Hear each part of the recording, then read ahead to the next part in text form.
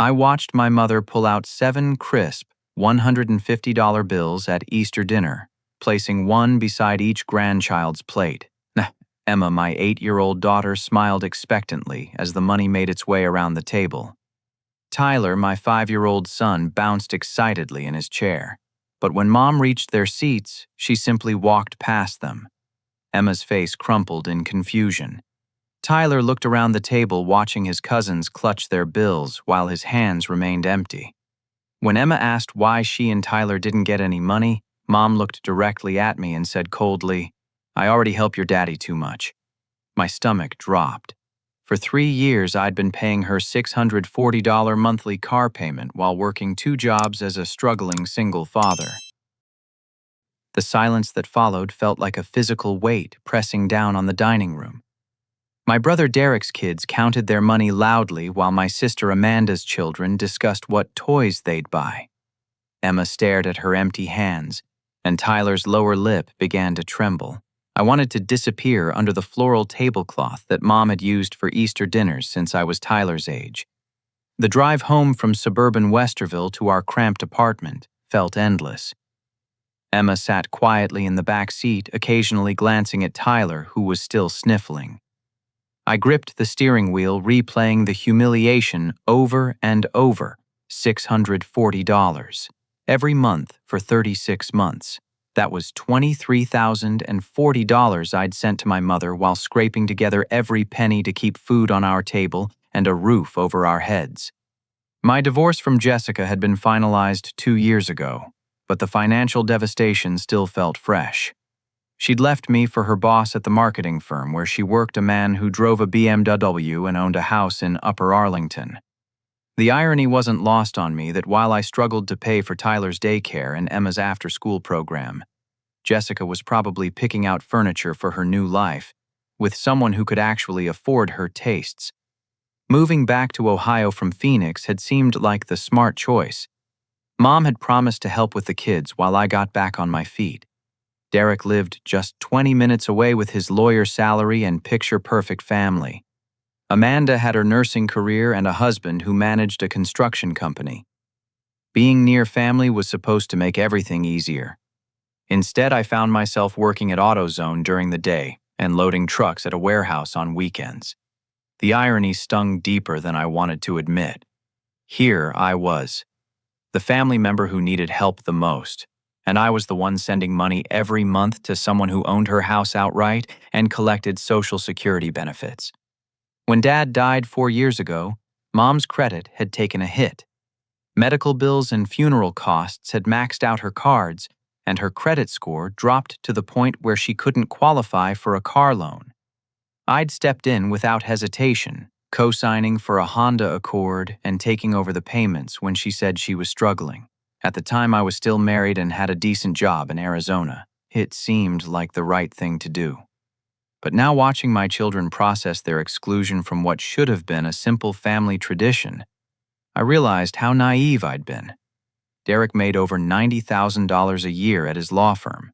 Amanda and her husband probably brought in close to $120,000 combined. Yet somehow, I was the one covering Mom's transportation costs while living paycheck to paycheck. Emma finally spoke as we pulled into our apartment complex. "Dad, why doesn't Grandma like us?" The question hit me like a punch to the chest. "She does like you, sweetheart. Grandma just has different ways of showing it. But she gave money to everyone else, even Cousin Jake, and he's only 3. Emma's voice carried a maturity that no 8-year-old should possess. "Are we poor, Dad?" Tyler perked up from his car seat. "What's poor mean?" I parked the car and turned to face them both. Their faces, still slightly puffy from crying, reminded me so much of Jessica. Emma had her mother's sharp intelligence while Tyler inherited her expressive eyes. But unlike their mother, they were stuck with me and my financial limitations. "Poor means not having enough money for important things," I explained carefully. "We have everything we need. We have food, clothes, and a place to live. Some people don't even have those things. But we don't have enough money for Easter presents like the other kids," Emma observed with devastating accuracy. That night after putting the kids to bed, I sat at my kitchen table with a calculator and bank statements spread before me. The numbers painted a grim picture. After rent, utilities, groceries, daycare, and mom's car payment, I had maybe $200 left each month for everything else. Clothes for rapidly growing children. School supplies. The occasional happy meal when I felt guilty about our steady diet of pasta and canned vegetables. Meanwhile, Derek's family took vacations to Disney World and owned boats. Amanda's kids played travel baseball and took piano lessons. Their children received Easter money because their parents didn't send half their disposable income to support the woman who'd just humiliated my children in front of the entire family. I pulled out my phone and scrolled through text messages with my siblings. Our family group chat was filled with photos from today's Easter celebration. Derek had shared pictures of his kids with their Easter money captioning it, "Thanks, Grandma." Amanda posted a video of her youngest daughter counting her bills, adding heart emojis. Not one mention of Emma and Tyler's exclusion. Not one acknowledgement that anything uncomfortable had happened. It was as if my children didn't exist in the family's collective memory of the day. The real punch came when I remembered a conversation I'd had with Derek 3 months earlier. He'd mentioned that Mom seemed to be doing well financially, always offering to take his kids shopping, and never declining when they asked for money. I'd felt a surge of resentment, then wondering why she could afford to spoil his children while I continued sending her car payments. Now I understood the dynamic. In Derek's mind, Mom was the generous grandmother who had extra money to spend on her grandchildren. He had no idea that his children's Easter gifts were essentially funded by my monthly transfers to Mom's checking account. She was playing benefactor with money that should have been going toward Emma's school clothes and Tyler's daycare field trips. My phone buzzed with a text from Jessica. "Kids said Easter was weird. Everything okay?" I stared at the message for a long time before responding. "Just family stuff. Nothing to worry about." But everything was wrong, and for the first time since my divorce, I felt something besides sadness and self-pity. I felt anger clean and sharp and energizing. My children had been deliberately excluded from a family tradition, and the woman responsible was the same person whose car I'd been paying for while my own kids went without. The realization that followed was even more disturbing. If Mom could afford to hand out over $1,000 to grandchildren at Easter dinner, she clearly didn't need my monthly car payments, which meant she'd been taking my money while I struggled, not because she needed it, but because I'd been willing to give it. Emma appeared in the kitchen doorway, rubbing her eyes. "Dad, I can't sleep. I keep thinking about today." I closed the laptop and pulled her onto my lap. She felt so small against my chest, all sharp elbows and bony knees. "What part are you thinking about?" "Why did Grandma say she helps you too much? What kind of help?" The question I'd been dreading. Emma was smart enough to piece together financial conversations, and she'd clearly been processing today's events more deeply than I'd hoped. How do you explain to an 8-year-old that their father had been subsidizing the grandmother who'd just publicly declared them unworthy of equal treatment? "Sometimes grown-ups help each other with money when they need it," I said carefully. "I've been helping Grandma pay for her car." Emma considered this seriously. "But if you're helping her, why did she say she helps you too much? That doesn't make sense." Out of the mouths of babes, my 8-year-old daughter had identified the central contradiction that I'd been too guilt-ridden and exhausted to see clearly. If I was the one providing financial assistance, how had I become characterized as the recipient of excessive help? "You're right, Emma, it doesn't make sense." And for the first time in 3 years, I began to wonder what other parts of my relationship with my mother didn't make sense either. Monday morning brought clarity in the form of an unexpected phone call from Amanda. I was restocking oil filters at AutoZone when my phone rang, and her voice carried an unusual tension. "Lowell, can we talk? I mean really talk, not in front of Mom or the kids." We met at a coffee shop near the hospital where Amanda worked. She looked exhausted, her nursing scrubs wrinkled from a long shift. She ordered a large coffee and avoided eye contact for several minutes before finally speaking. "What happened yesterday was wrong," she began. I've been thinking about it all night and I can't stop feeling sick about how Emma and Tyler looked. I stirred my coffee, waiting for her to continue. Amanda had always been the peacekeeper in our family, the one who smoothed over conflicts and made excuses for everyone's behavior. But I need to understand something, she continued. Mom said you've been struggling financially since the divorce, that she's been helping you with rent and utilities. Is that true? The coffee suddenly tasted bitter. What exactly did she tell you? Amanda pulled out her phone and showed me a text thread between her and Mom from the previous week. The messages painted a picture I barely recognized. According to Patricia's version of events, she'd been sending me money monthly to keep me from losing my apartment. She'd allegedly paid for Emma's school supplies and Tyler's medical copays. She'd supposedly bought them winter coats when I couldn't afford them. Every single claim was fabricated. Amanda. I've never asked Mom for money, not once since I moved back to Ohio. I pulled out my own phone and showed her the automatic payment confirmation from my bank.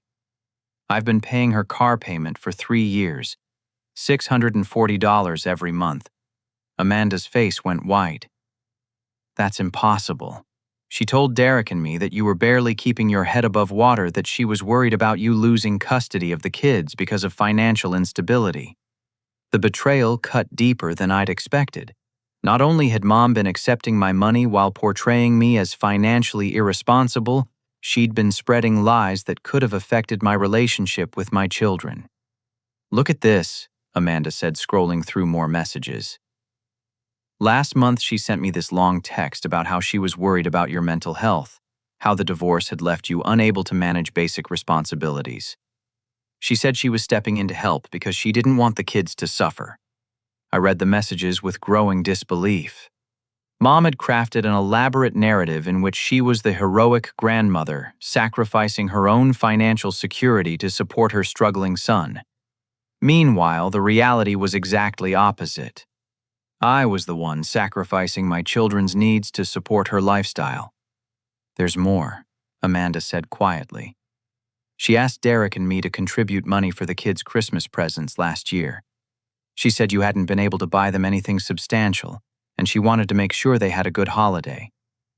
I remembered Christmas. Emma and Tyler had been thrilled with their gifts from Grandma, expensive tablets that I couldn't possibly afford. I'd assumed Mom had splurged using her Social Security money, and I'd felt grateful that my children were being spoiled by their grandmother. The thought that Derek and Amanda had funded those gifts while believing I was a deadbeat father made my stomach turn. We each gave her $300, Amanda continued. I actually felt good about it, like we were doing something important for your family. $600 that my siblings had contributed for my children's Christmas passed through Mom's hands so she could take credit for the generosity.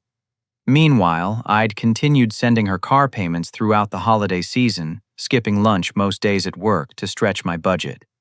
Amanda reached across the table and grabbed my hand. Lowell, why didn't you tell us the truth? Why didn't you say something when she was lying about your situation? The question stung because I didn't have a good answer. Pride, maybe. Or exhaustion. After the divorce, I'd felt like such a failure that part of me had accepted the narrative that I needed help even when I was the one providing it. I guess I didn't realize how bad it had gotten, I admitted. I knew she was probably making me sound worse than I was, but I didn't know she was completely fabricating stories. Amanda's phone buzzed with a text from her husband. She glanced at it and frowned. Tom's asking if we're still planning to help with Mom's car insurance next month. Apparently, she told him the payments were getting too expensive, and she might have to give up driving if the family didn't pitch in. Another lie. If Mom couldn't afford her car insurance, it wasn't because of the monthly premium. It was because I was the only family member actually contributing to her automotive expenses, and my support covered the loan payment, but not the additional costs. How long has this been going on? I asked. The requests for help. Maybe 6 months. She started with small things. Can Derek pick up her prescription copays because money was tight? Could I cover her grocery bill once in a while because Social Security wasn't stretching far enough? We all just assumed it was normal stuff that happens when elderly parents need support. I thought about Mom's house, a 3-bedroom ranch in a decent neighborhood that she'd owned outright since Dad's life insurance paid off the mortgage. Her Social Security benefits were supplemented by Dad's pension and a small retirement account. She wasn't wealthy, but she wasn't destitute either. Unless she was spending money on things none of us knew about. Amanda, has Mom mentioned any major expenses lately, medical bills, home repairs, anything that might explain why she'd need financial help from everyone you see? Actually, yes. Amanda's expression grew more concerned. She said she'd had to replace the furnace and repair the roof after some storm damage. She showed Derek estimates that totaled almost $8,000. I'd been to Mom's house dozens of times in the past year.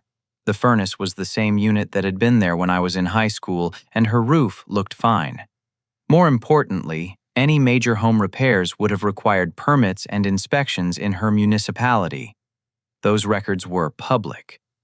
Amanda, I think we need to talk to Derek. An hour later, the three of us sat in Derek's law office downtown.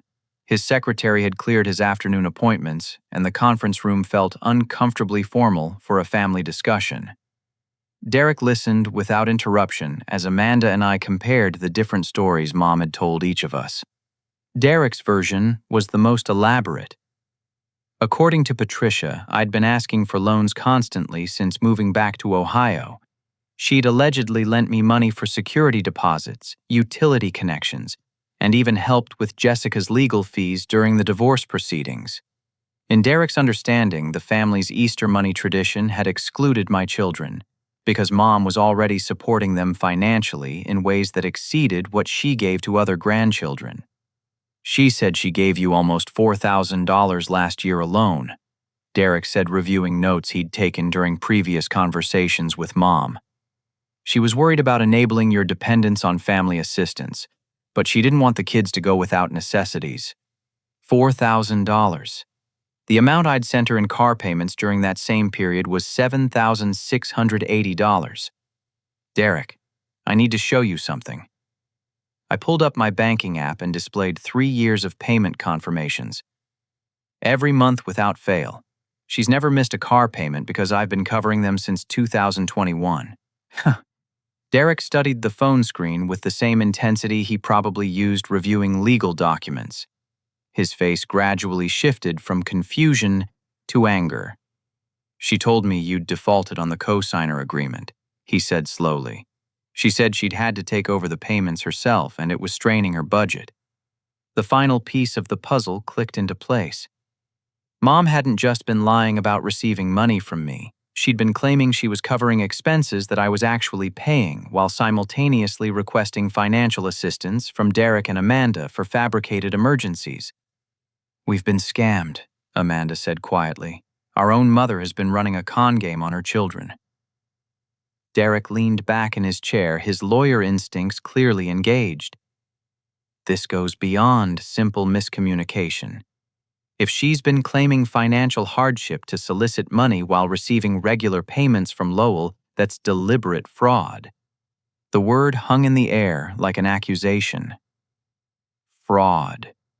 Committed by the woman who'd raised us against her own children, using her grandchildren's welfare as emotional leverage. There's something else, Derek said, pulling out his phone. Tom mentioned car insurance, but Mom asked me to help with her Medicare supplement premiums last month. She said they'd increased dramatically and she couldn't afford the new rates. How much did you give her? I asked. $250. She said it would cover 3 months of the increased premiums. Amanda calculated on her phone. So, between Derek's Medicare money, my grocery contributions, your car payments, and whatever she convinced Tom to give her, she's been collecting significantly more money than she needs for basic expenses. While telling everyone that I'm the family charity case, I added. Derek stood up and walked to his office window. Downtown Columbus stretched out below, busy with Monday afternoon traffic.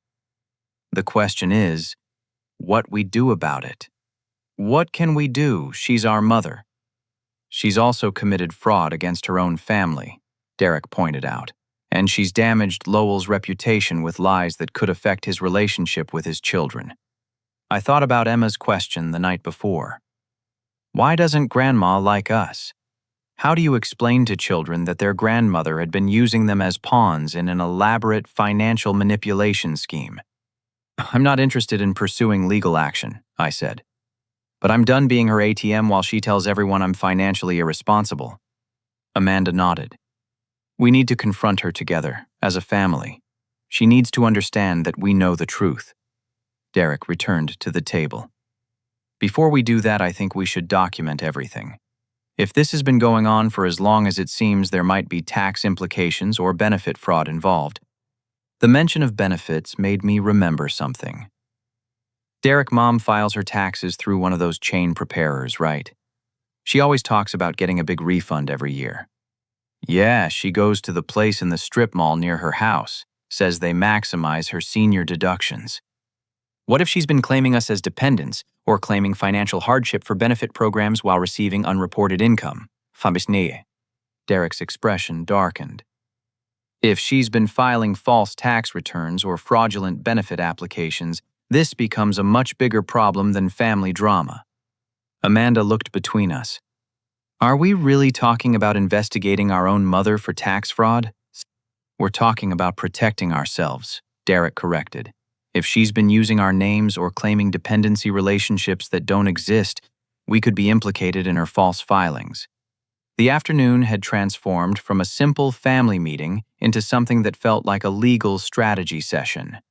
Mom's web of lies was more complex than any of us had realized, and the implications extended far beyond hurt feelings and financial manipulation.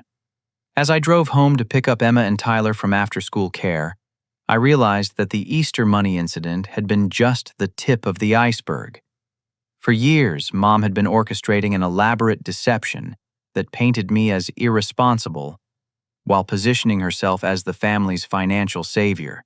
She'd collected money from multiple family members while accepting my monthly car payments, all while spreading lies about my parenting and financial stability. The woman who'd humiliated my children at Easter dinner wasn't just playing favorites.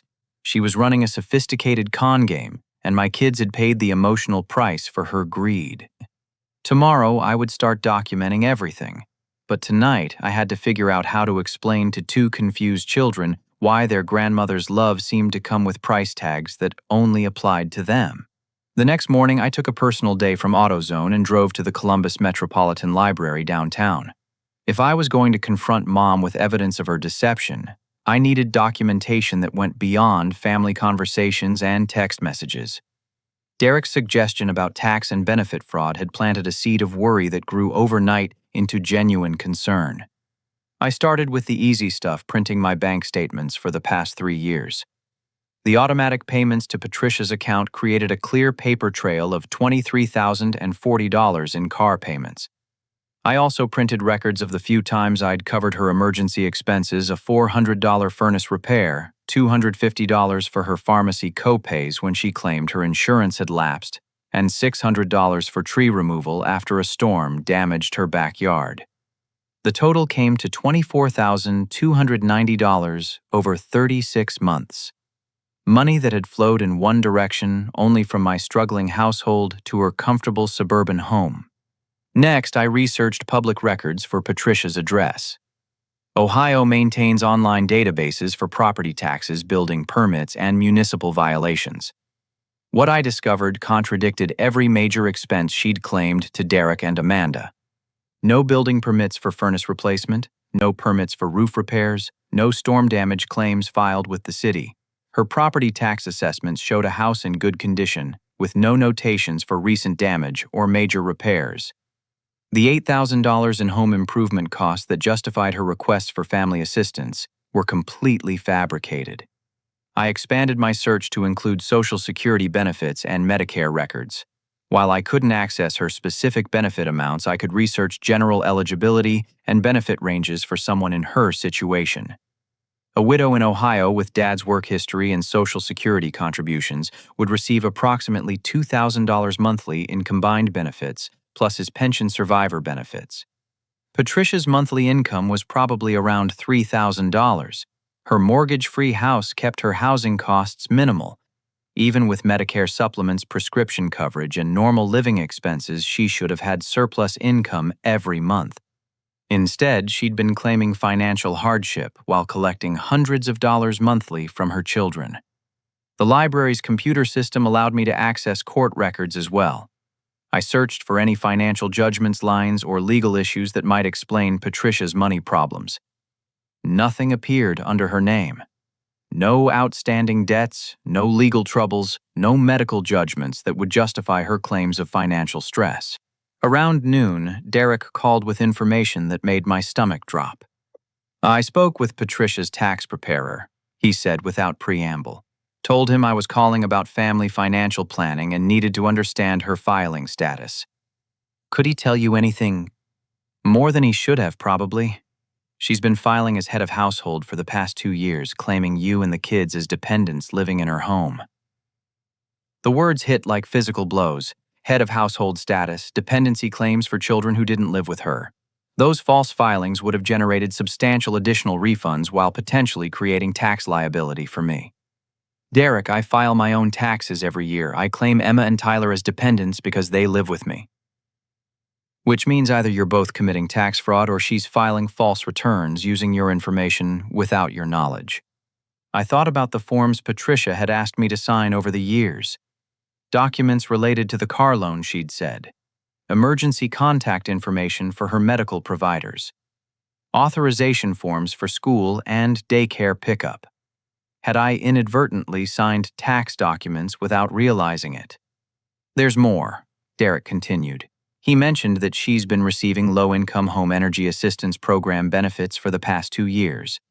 Those are need-based benefits for families who struggle to pay utility bills.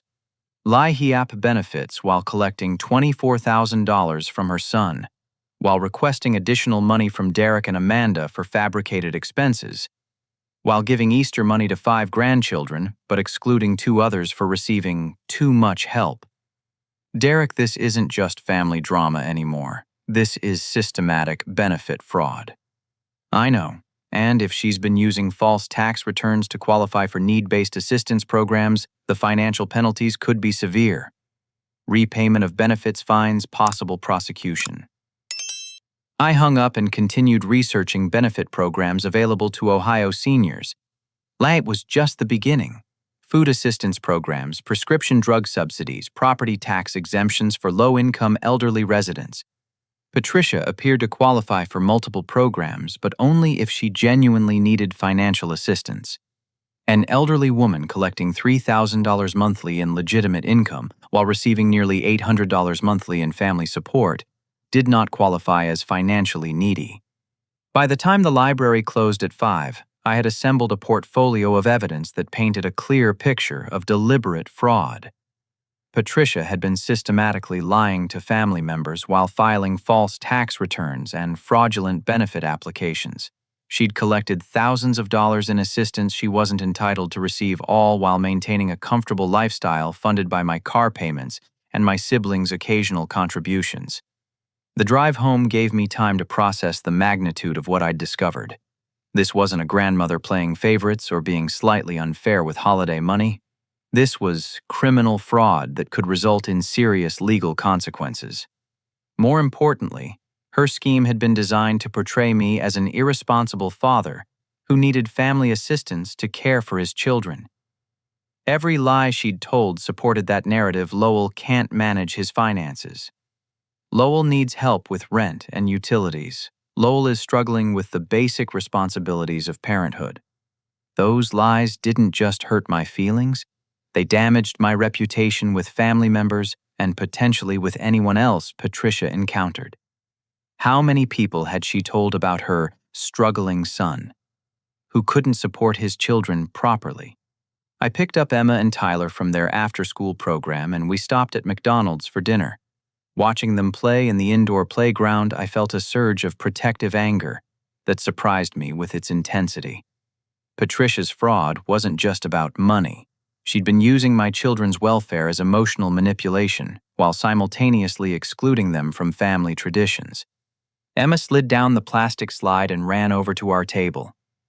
"Dad, can we go see Grandma tomorrow? I want to ask her why we didn't get Easter money like the other kids."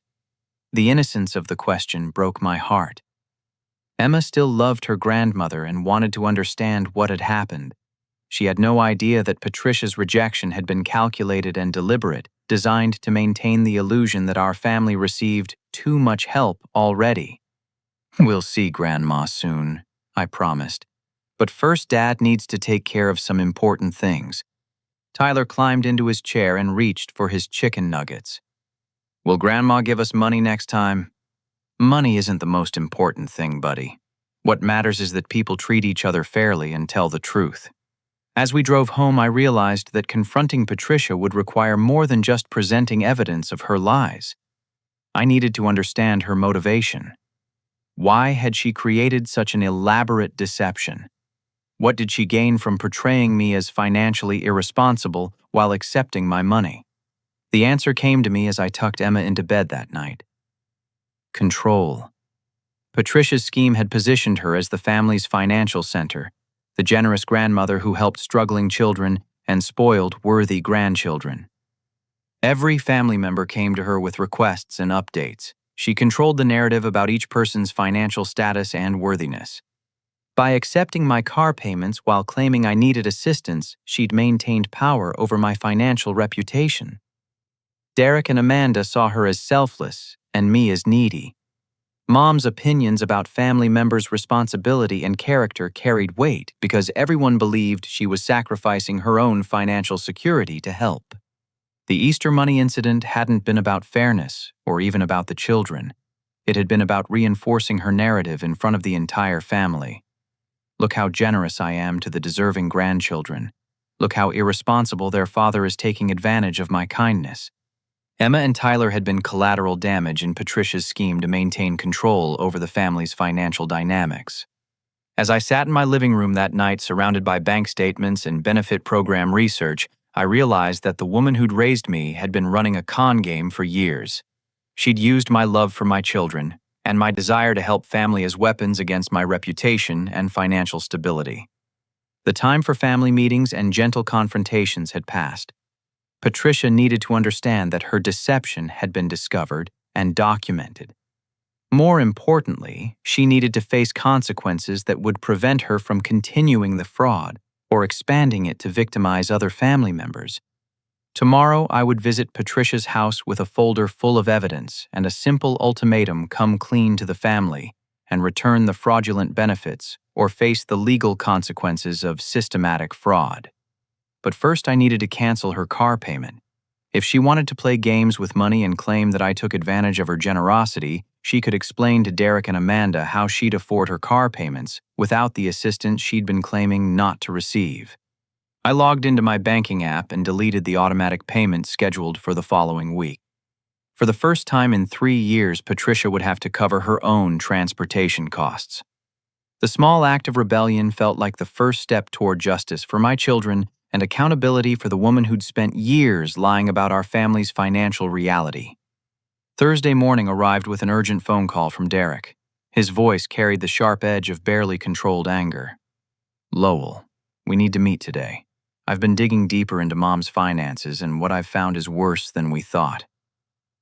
We arranged to meet at his office again, and this time Amanda brought her husband, Tom.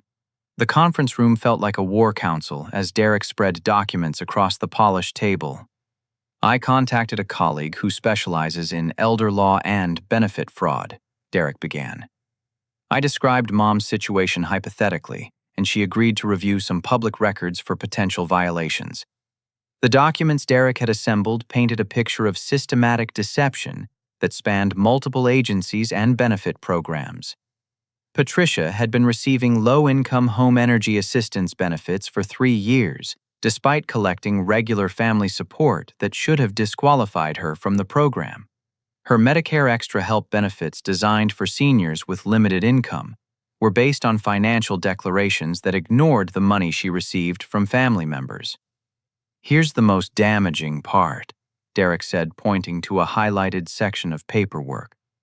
"She's been filing sworn affidavits claiming she receives no regular financial support from family members.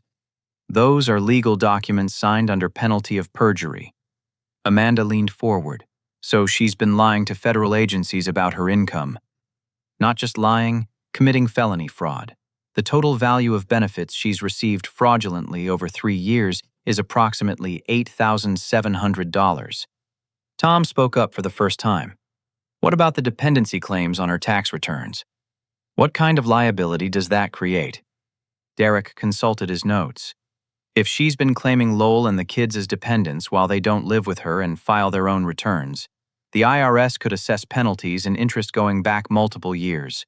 We're potentially looking at tens of thousands of dollars in repayment obligations. The room fell silent as the implications sank in. Patricia's deception wasn't just about family relationships and hurt feelings. She'd committed serious federal crimes that carried potential prison sentences and massive financial penalties. There's something else, Derek continued. I spoke with the manager at her tax preparation service. They have records of her bringing in documents purporting to show family financial support she was providing to Lowell. Rent receipts, utility payments, grocery assistance, all fabricated.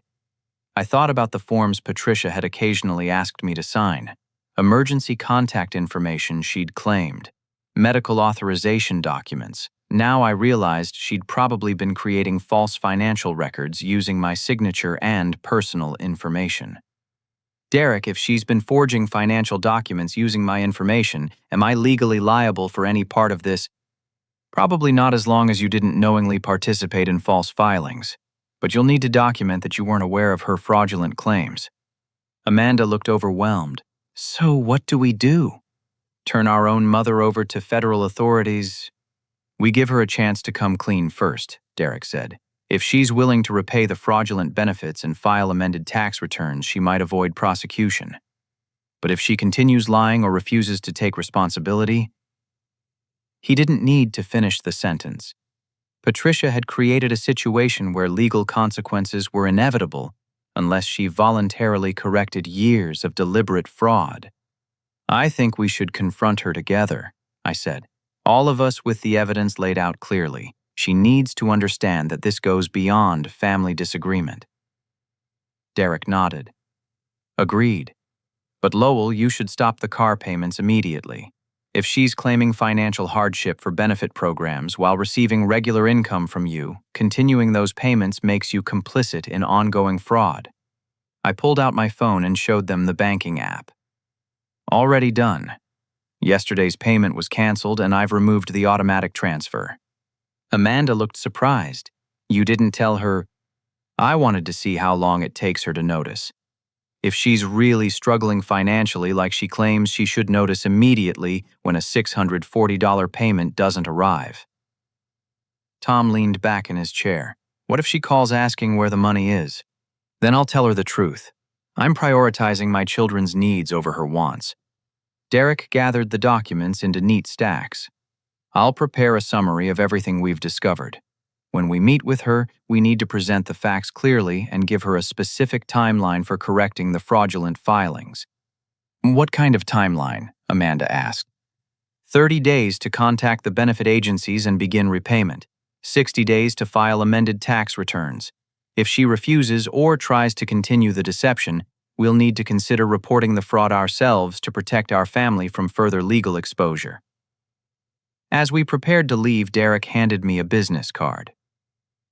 This is a criminal defense attorney who specializes in fraud cases. You might want to consult with her about protecting yourself from any fallout from Mom's actions. The drive home felt surreal. In less than a week, I'd discovered that my mother was a serial fraudster who'd been using my children's welfare as cover for systematic benefit theft. The woman who'd excluded Emma and Tyler from Easter money while claiming I received too much help had been stealing from federal assistance programs designed for genuinely needy families. That evening, I sat Emma and Tyler down for a conversation I'd hoped never to have. Kids, we need to talk about Grandma and what happened at Easter. Emma looked up from her homework. Are you mad at Grandma? I'm disappointed in some choices Grandma has made. But that's between the grown-ups. What I want you both to understand is that you are just as loved and just as important as your cousins. Tyler climbed onto my lap, but Grandma didn't give us money. Sometimes adults make mistakes about what's fair. That doesn't mean you did anything wrong, and it doesn't mean you're not special. Emma set down her pencil. Dad, are we going to see Grandma again? Yes, but things might be different for a while. Grandma and the family need to work out some problems. What kind of problems? I chose my words carefully. Problems about telling the truth and treating everyone fairly. That night after the kids were in bed, I received a text from Patricia. It was the first communication I'd had with her since Easter Sunday. Lowell, my car payment didn't process today. Can you check with your bank? I don't want to be late on the loan. I stared at the message for several minutes before responding. The payment was canceled. We need to talk. My phone rang within seconds. What do you mean, canceled? You can't just stop paying without notice? Actually, Mom, I can. It's my money and I'm choosing to spend it on my children instead. Your children are fine. They don't need anything. The statement revealed everything about her mindset.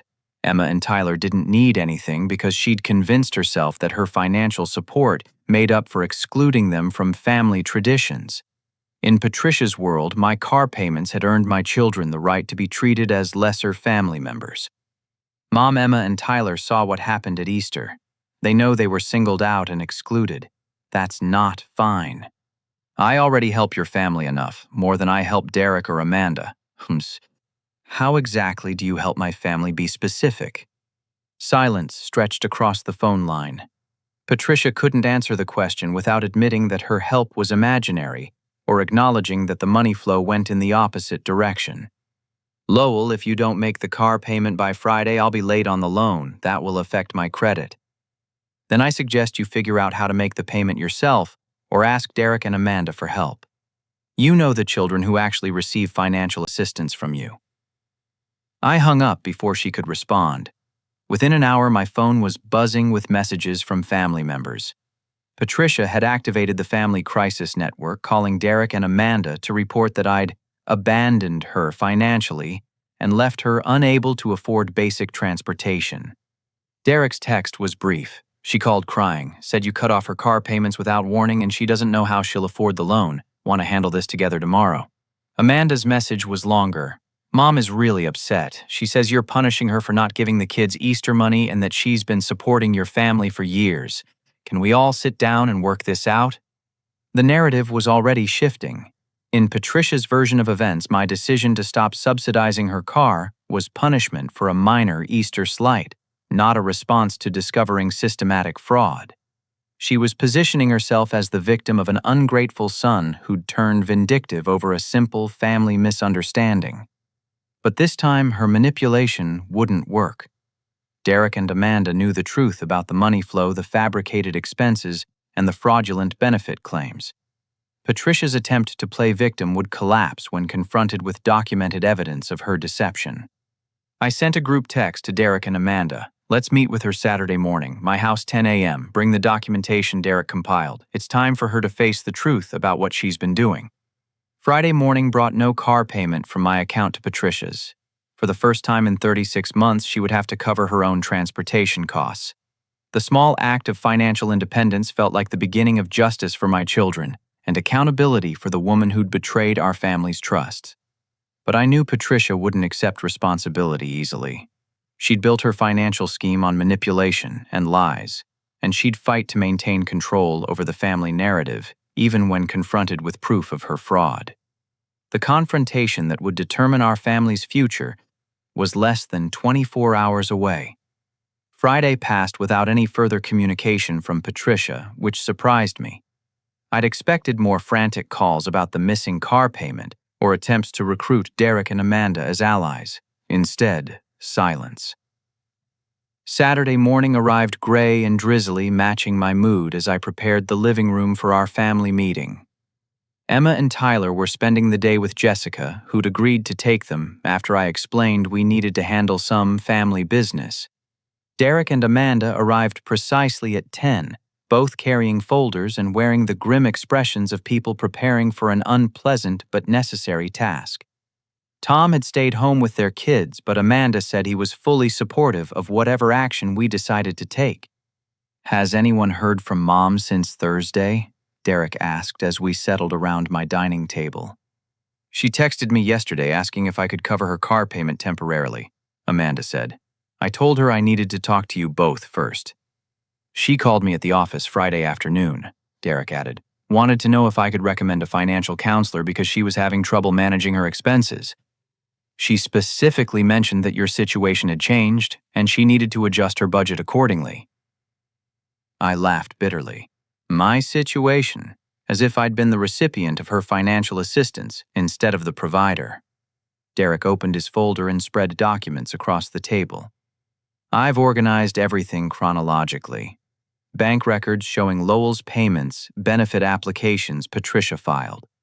Claiming financial hardship tax returns, claiming false dependency relationships, and documentation of the fabricated expenses she used to justify requests for money from Amanda and me.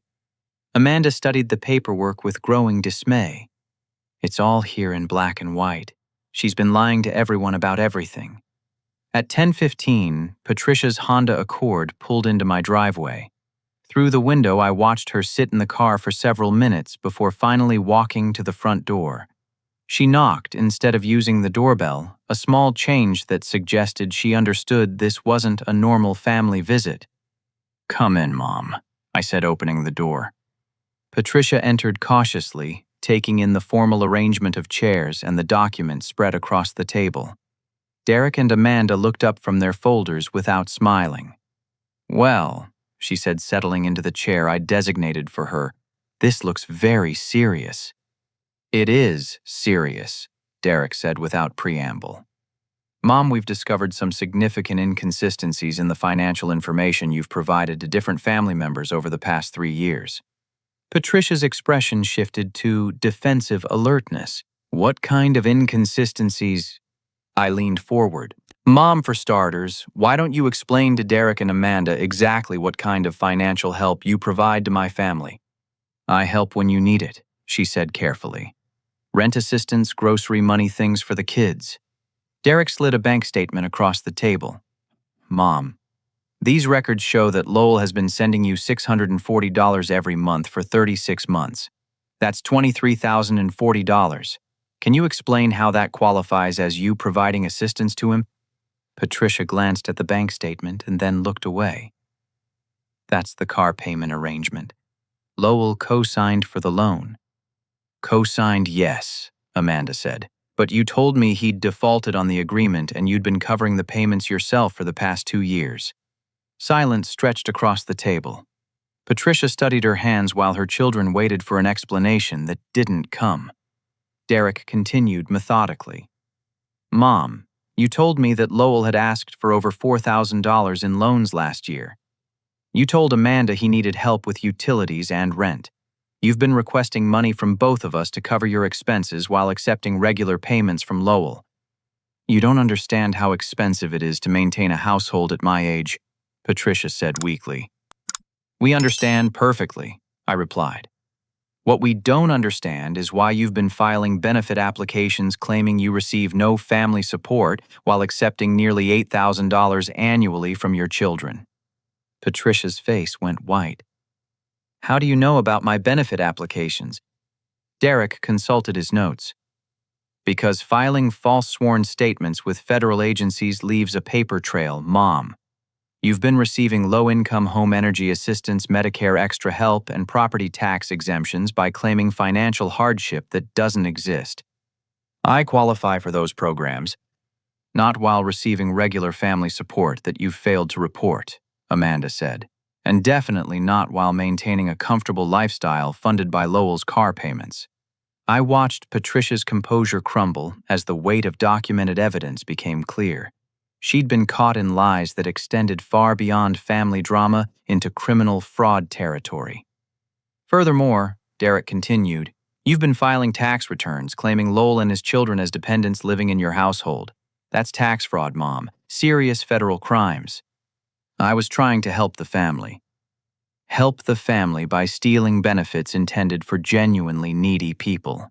I asked. "Help the family by lying about my financial responsibility to damage my reputation?" Patricia stood up abruptly. "I don't have to listen to accusations from ungrateful children who don't appreciate what I've sacrificed for this family." Sit down, Mom. Derek's voice carried the authority he used in courtrooms. We're not finished. She remained standing but stopped moving toward the door. You have two choices, Derek continued. You can acknowledge what you've done and work with us to correct the fraudulent filings and repay the benefits you weren't entitled to receive. Or you can continue denying the evidence and force us to report the fraud to protect ourselves from legal liability. You'd turn your own mother over to the authorities. Amanda spoke quietly. You turned your own son into a scapegoat while stealing from programs designed to help people who actually need assistance. You used your grandchildren's welfare as emotional manipulation while excluding them from family traditions. What did you think would happen when we discovered the truth? Patricia sank back into her chair, finally understanding that her 3 years of deception had been completely exposed. What do you want from me? She asked. Derek slid a typed document across the table. A signed acknowledgement that you've been receiving regular financial support from Lowell while claiming financial hardship for benefit programs. Agreement to contact benefit agencies within 30 days to begin repayment. Agreement to file amended tax returns correcting the false dependency claims, and a commitment to stop requesting money from family members based on fabricated financial crises. Patricia read the document slowly. And if I sign this? We handle the situation privately as a family matter, I said. If you refuse to sign or continue the deceptive behavior, we'll have no choice but to report the fraud to protect ourselves. This is blackmail. This is accountability, Amanda corrected. You've committed serious crimes, Mom. We're offering you a chance to make things right before the legal system gets involved. Patricia stared at the document for several minutes. When she finally looked up, her expression had hardened into resentment. Fine, but don't expect me to pretend I'm grateful for this treatment from my own children. She signed the acknowledgement with angry jerky strokes and pushed it back across the table. There's one more thing, I said. Emma and Tyler deserve an apology for what happened at Easter. They need to understand that they weren't excluded because they're somehow less worthy than their cousins.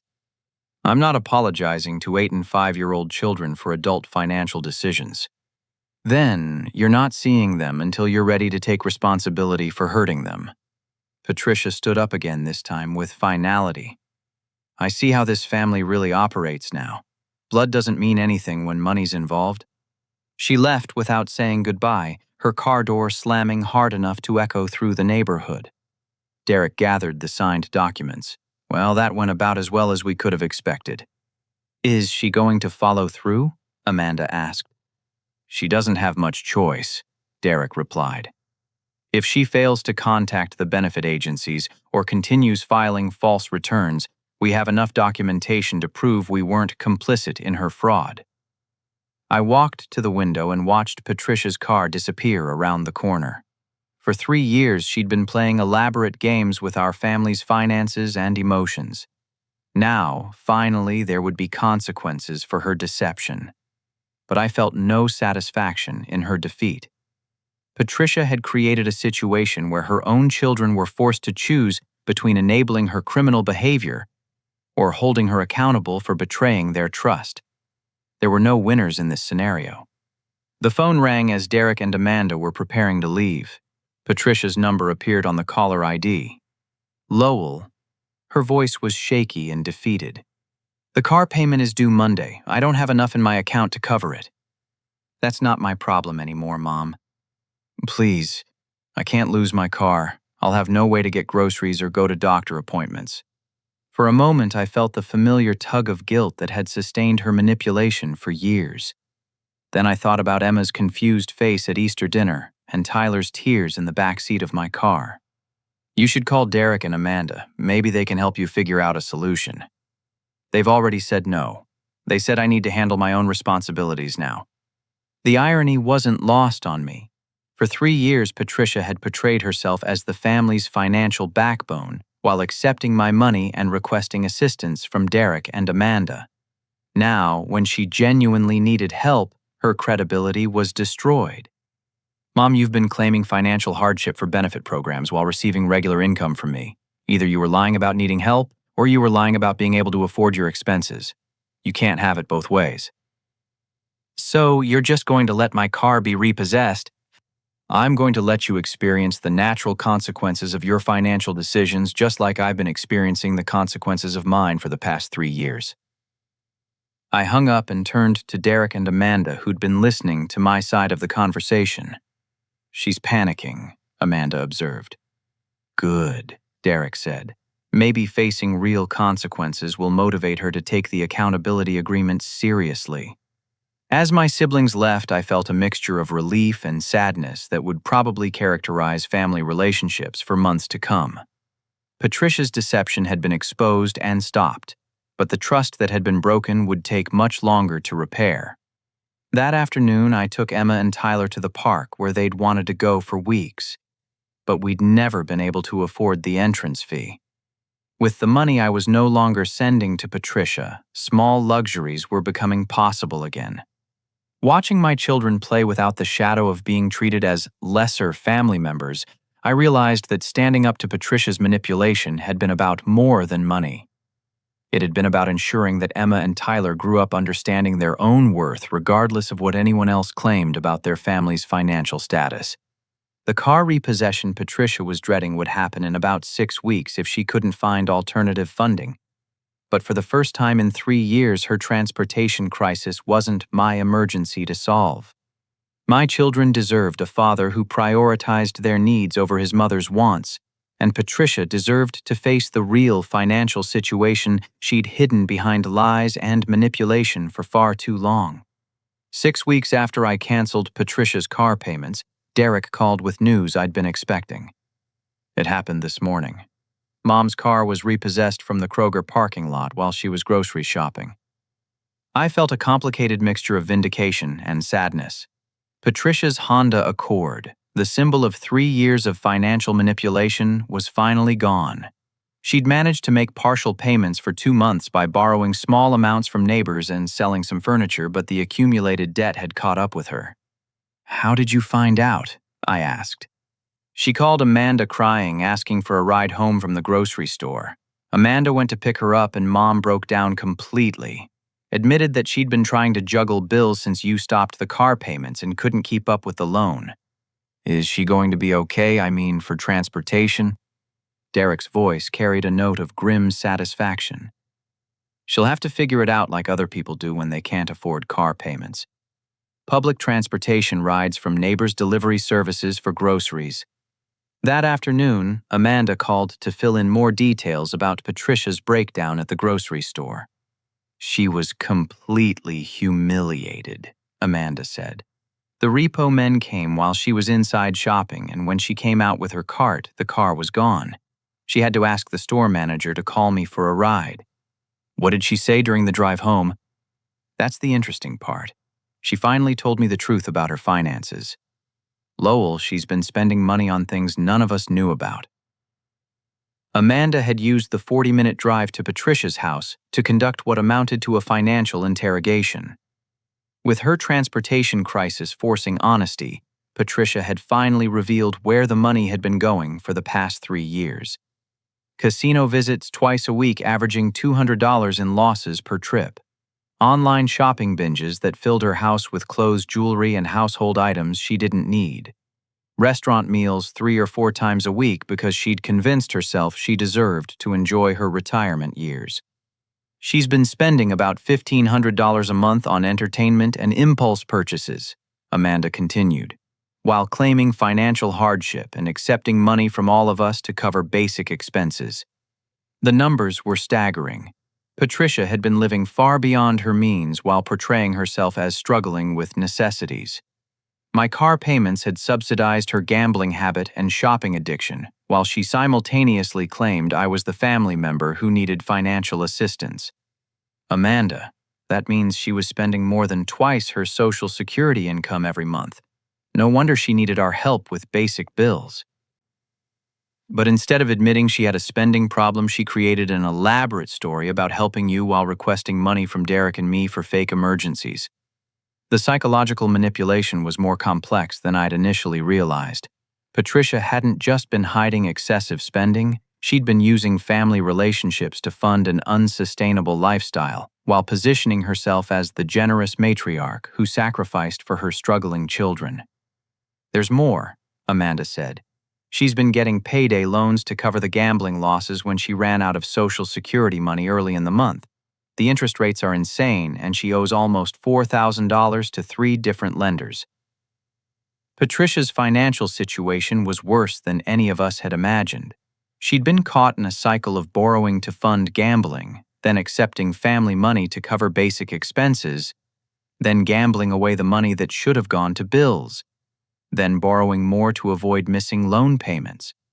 My car payments hadn't just enabled her deception, they'd funded a serious gambling addiction that had spiraled completely out of control. That evening, Derek convened an emergency family meeting at his house.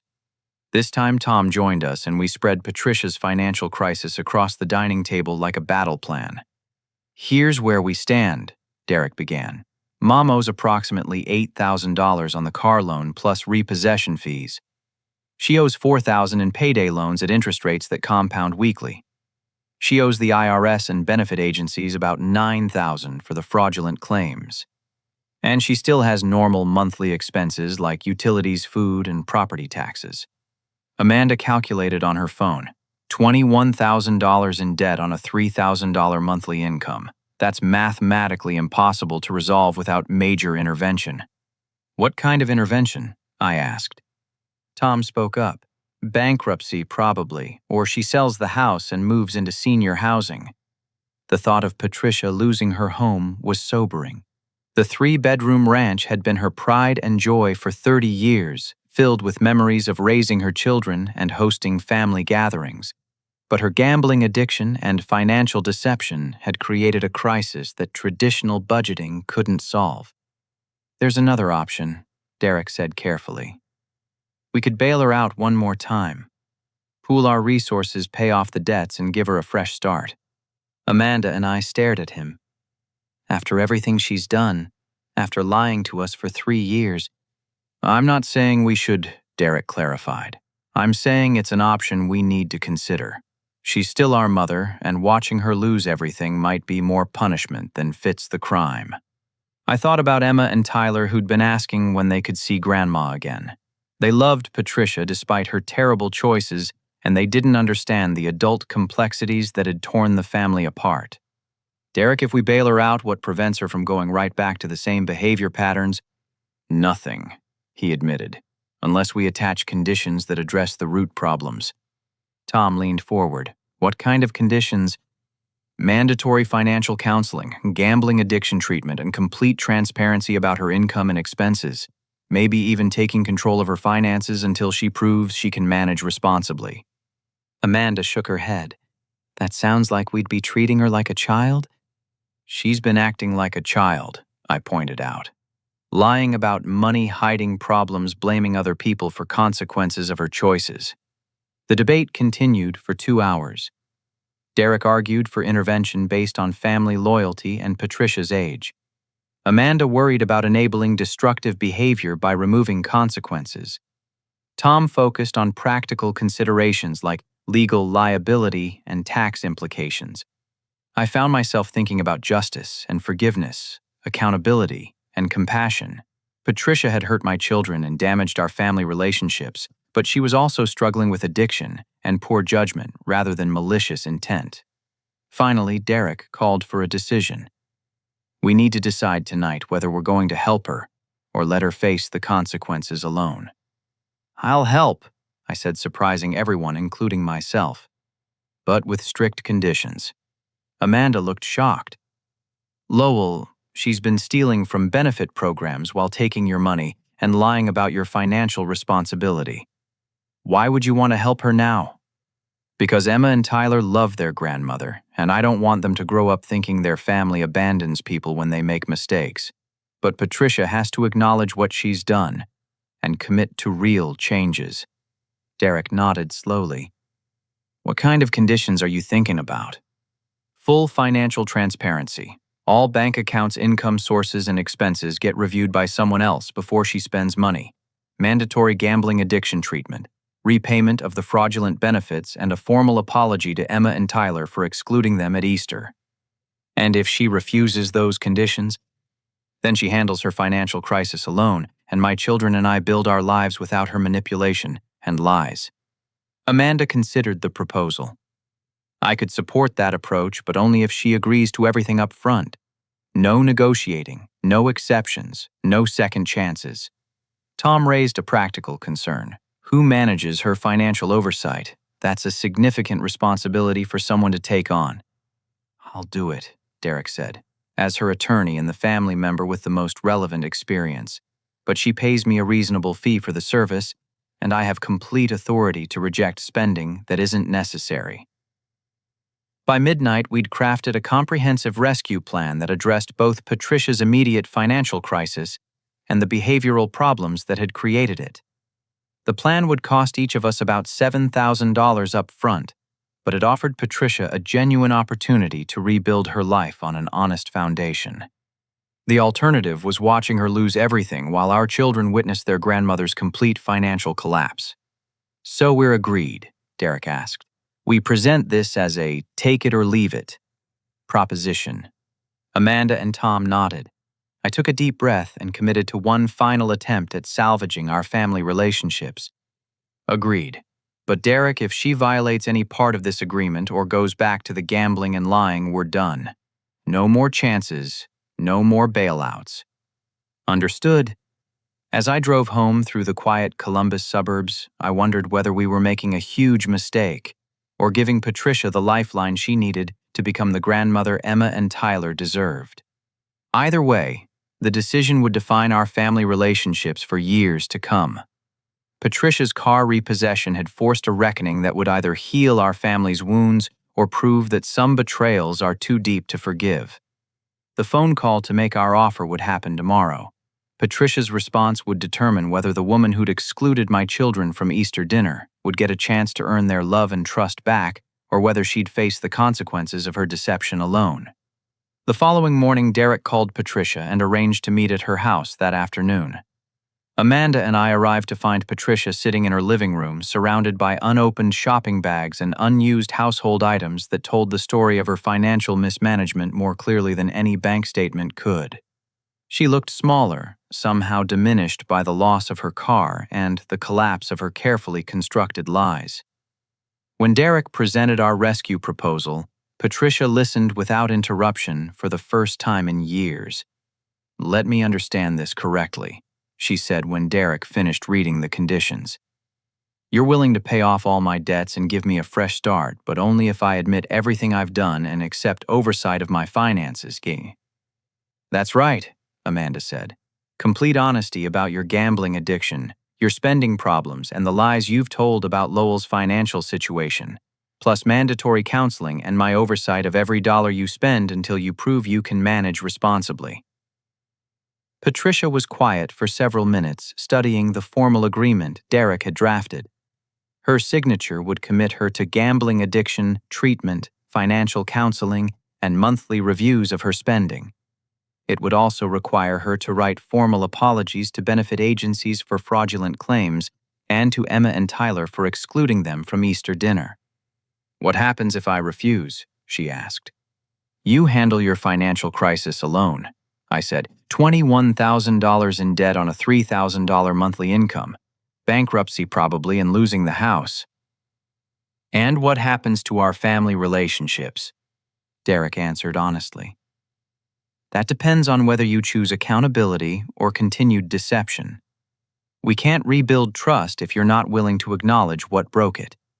Patricia walked to the window overlooking her backyard where a garden she'd neglected for months showed signs of her distraction with gambling and shopping. Dad's rose bushes, once her pride and joy, were overgrown and struggling. "I've been going to the casino twice a week for almost 4 years, she said without turning around. "Started after your father died when the house felt too empty and quiet. At first it was just entertainment, something to fill the time." She turned back to face us. But it became more than that. The excitement, the possibility of winning something big the other people who didn't know anything about my real life. I could be anyone there. Amanda spoke gently. Mom, when did the entertainment become a problem? When I started borrowing money to keep playing after I'd lost what I intended to spend. When I started lying about where I'd been and what I was doing. When I convinced myself that asking for help with bills wasn't really lying because I needed the money for important things.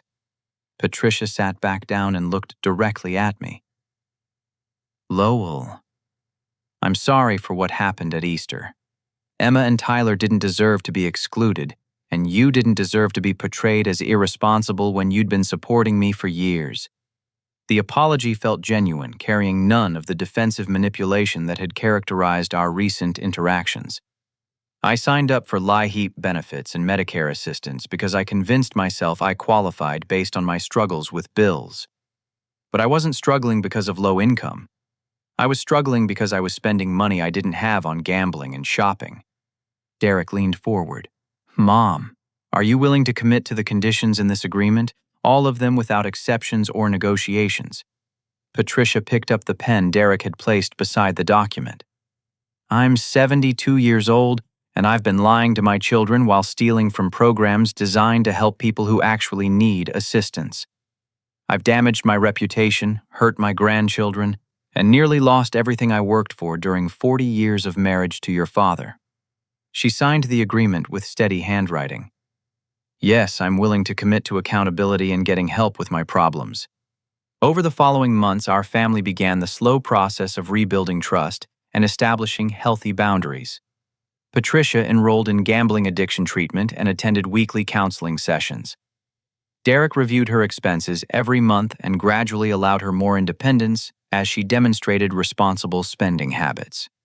The repayment of fraudulent benefits took 18 months, but Patricia managed it by selling unnecessary possessions and accepting a strict budget that prioritized basic needs over entertainment spending.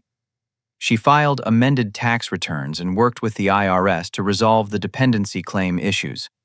Most importantly for Emma and Tyler, Patricia wrote them heartfelt letters acknowledging that Easter had been unfair and explaining that her behavior had nothing to do with their worth as grandchildren. She asked for forgiveness and promised to treat all grandchildren equally in the future. By Thanksgiving, Patricia had been gambling free for 8 months and had regained enough trust to host family dinner at her house. When she handed out $25 to each grandchild after the meal, Emma and Tyler were included without question or comment. The simple act of equal treatment felt like a celebration of our family's healing. Christmas brought another milestone. Patricia had saved enough money from her carefully managed budget to buy thoughtful gifts for all her grandchildren. More importantly, she'd learned to find satisfaction in family time rather than the artificial excitement of gambling and shopping. Derek gradually reduced his oversight of Patricia's finances as she demonstrated consistent, responsible behavior. After 2 years, she was managing her own budget successfully while maintaining transparency about her spending and continuing with addiction counseling. The relationship between Patricia and me evolved into something more honest and balanced than it had ever been before. She acknowledged my role as a responsible father and stopped portraying herself as my financial savior. I learned to set boundaries around financial assistance while maintaining respect for her as my mother. Emma and Tyler's relationship with their grandmother became stronger than ever. Patricia channeled her desire to help into appropriate ways, volunteering at their school, attending soccer games and dance recitals, and creating new traditions that emphasized time together rather than money. Looking back on that Easter Sunday when everything fell apart, I realized that Patricia's exclusion of my children was actually a gift in disguise. It forced our family to confront years of deception and unhealthy patterns that were damaging all our relationships. The crisis taught me that enabling destructive behavior, even from family members, ultimately hurts everyone involved. By continuing to pay Patricia's car payment while she lied about needing financial assistance, I was supporting her gambling addiction and allowing her to manipulate our entire family's dynamics. More importantly, I learned that standing up for my children's dignity and worth was one of the most important things I could do as their father. Emma and Tyler needed to see that their father would protect them from unfair treatment even when it came from someone we loved. Patricia's journey taught our family that accountability and consequences aren't punishment. They're opportunities for growth and healing. When she was forced to face the real impact of her choices, she found the motivation to change behaviors that had been spiraling out of control for years. Our family emerged stronger because we chose truth over comfort, accountability over enabling, and healthy boundaries over dysfunctional peace. The Easter money incident that seemed so devastating at the time became the catalyst for building more honest and respectful relationships. Today, Emma is thriving in middle school, confident in her family's love and support. Tyler has grown into a thoughtful young boy who understands fairness and kindness because he's experienced both in his family relationships. Patricia has become the grandmother they deserved all along, present, supportive, and genuinely interested in their lives, rather than using them as pawns in adult financial games. The $640 I stopped sending to Patricia 3 years ago now goes toward Emma's piano lessons and Tyler's soccer league. My children benefit directly from money that once subsidized their grandmother's gambling habit, a justice that feels perfect in its simplicity. Sometimes, the greatest gift you can give someone is allowing them to face the consequences of their choices. Patricia's car repossession and financial crisis forced her to confront problems she'd been hiding for years. Our family's willingness to help her rebuild on honest terms gave her the opportunity to become the person she'd always had the potential to be. The lesson that has stayed with me most deeply is that family loyalty doesn't mean accepting poor treatment or enabling destructive behavior. True love sometimes requires setting boundaries that force people to grow and change. The most loving thing we did for Patricia was refusing to continue supporting her lies while offering genuine help when she was ready to accept accountability. Emma and Tyler learned that their worth doesn't depend on other people's opinions or financial gifts. They learned that their father will fight for their dignity and that family relationships should be built on honesty, respect, and equal treatment. As I watch my children grow into confident, kind young people, I'm grateful that Easter crisis forced our family to choose truth over comfort. The pain of confronting Patricia's deception was temporary, but the stronger relationships we built afterward have enriched all our lives. Sometimes standing up for what's right feels like tearing the family apart, but it's actually the first step toward putting it back together on a foundation that will last. I want to ask you something that might resonate with your own family experiences. Have you ever found yourself in a situation where someone you love was taking advantage of your kindness while making you feel like you were the problem? How did you find the courage to set boundaries while still maintaining love and respect for that person? Your stories and insights could help other families navigate similar challenges. So please share your thoughts in the comments below. If this story reminded you of the importance of standing up for fairness and accountability in family relationships, please give it a like to help others find these lessons. Subscribe to hear more stories about families overcoming challenges through honesty and courage. And share this with someone who might benefit from understanding that true love sometimes requires difficult conversations about respect and boundaries. Thank you for taking this journey with my family and me. I hope our experience helps you build stronger, more honest relationships with the people you love. Remember that you deserve to be treated with dignity and respect, especially by the people who claim to care about you most. Have a wonderful day and keep fighting for the family relationships you truly deserve.